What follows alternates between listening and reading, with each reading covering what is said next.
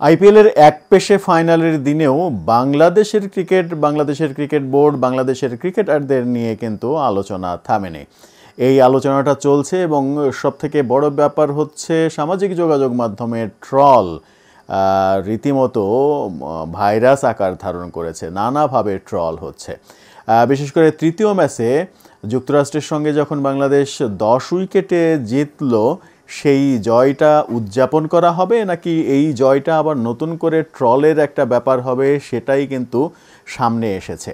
যে মুহূর্তে 10 উইকেটে জয় পেল যুক্তরাষ্ট্রের সঙ্গে বাংলাদেশ, জয়টাকে বাংলাদেশের ক্রিকেট কর্তারা হয়তো সামনে আনার চেষ্টা করবেন, কিন্তু জয়ের পেছনে একটা যে বড় কারণ রয়েছে সেটা হয়তো কম আলোচনায় আনতে চেষ্টা করবেন। কারণটা কি? কারণটা হচ্ছে যে যুক্তরাষ্ট্রের প্রধান 4 জন খেলোয়াড় এই ম্যাচে খেলেননি। তাদেরকে বসিয়ে রেখে যুক্তরাষ্ট্র বাংলাদেশের সঙ্গে খেলার সাহস দেখিয়েছে। তারা যেহেতু সিরিজ জিতেছে আগেই, 4 জন খেলোয়াড় অধিনায়ক খেলেননি। 2 ম্যাচ তারা যে জিতেছে, 2 ম্যাচ জয়ের 2 নায়ক খেলেননি এবং দলের সেরা অলরাউন্ডার খেলেননি। এই 4 জন খেলোয়াড়কে বাদ দিয়ে, এই 4 জন মানেই দলের প্রধান স্তম্ভ, দলের বলা যায় যে দলের 80% শক্তি এই 4 জনের মধ্যে।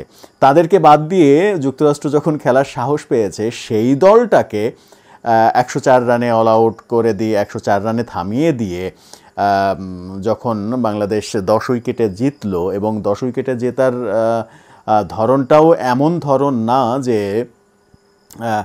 খুব মানে ডমিনেট করা ব্যাটিং করেছে। তানজিদ তামিম 50 পেয়েছেন, কিন্তু তার 50-র যে স্ট্রাইক রেট, সেই স্ট্রাইক রেট কিন্তু T20 স্ট্রাইক রেট না। যুক্তরাষ্ট্রের এই দলের, যুক্তরাষ্ট্র সি দল বলা যায়, সি টিমের সঙ্গেও যখন এই অবস্থা স্ট্রাইক রেটের, তখন কিন্তু আমাদের ভাবতেই হবে। এই ম্যাচে লিটন দাসকে আবার খেলানো হয়েছে, জাকের আলী অনিককে খেলানো হয়নি। লিটন দাসকে লোয়ার অর্ডারে খেলানোর জন্য তাকে দলে নেওয়া হয়েছিল, কিন্তু তার খেলার প্রয়োজন হয়নি। এই রকম সিচুয়েশনে বাংলাদেশ দলের ভেতরে যে আলোচনাটা চলছে এবং যে আলোচনাটা আরও বেশি সমালোচনার জন্ম দিয়েছে, সেটা হচ্ছে যে বাংলাদেশের ব্যাকআপ খেলোয়াড় হিসেবে 6 জনের নাম সামনে এসেছে।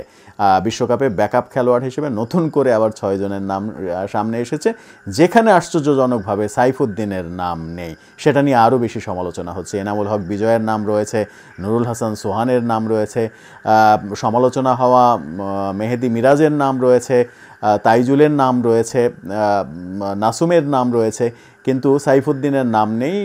সেই ব্যাপারে গাজী আশরাফ লিপু বলেছেন যে সাইফুদ্দিন তার ব্যক্তিগত পারিবারিক কারণে আগামী মাসের 10 তারিখ পর্যন্ত সময় দিতে পারবে না। তার স্ত্রী সন্তান সম্ভবা, সেই সময় তিনি স্ত্রীর পাশে থাকবেন, সেই কারণে সময় দিতে পারবেন না, সেই কারণে তাকে এই লিস্টে রাখা হয়নি।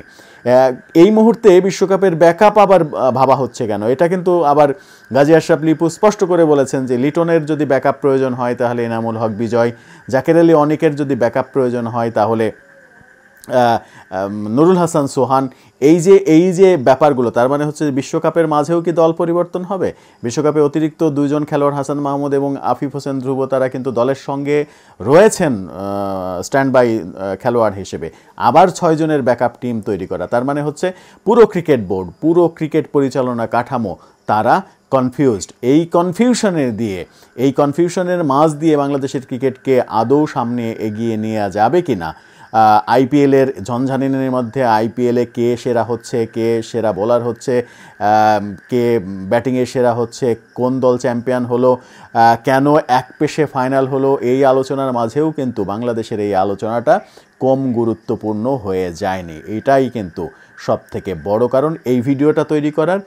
আপনিও নিশ্চয়ই এইরকম ট্রল কিংবা এরকম আলোচনার মাঝেই রয়েছেন, এবং বাংলাদেশের এই জয়টাকে কোনোভাবেই কোনো বাঙালি উদযাপন করতে পারেনি, কারণ সিরিজ হেরেছে যুক্তরাষ্ট্রের সঙ্গে বাংলাদেশ, এবং যারা জানেন যে যুক্তরাষ্ট্র তাদের প্রধান শক্তির 4 জন খেলোয়াড়কে বাদ রেখে টিম গঠন করেছিল, তাদের আসলে উদযাপন করার কোনো কারণই নেই।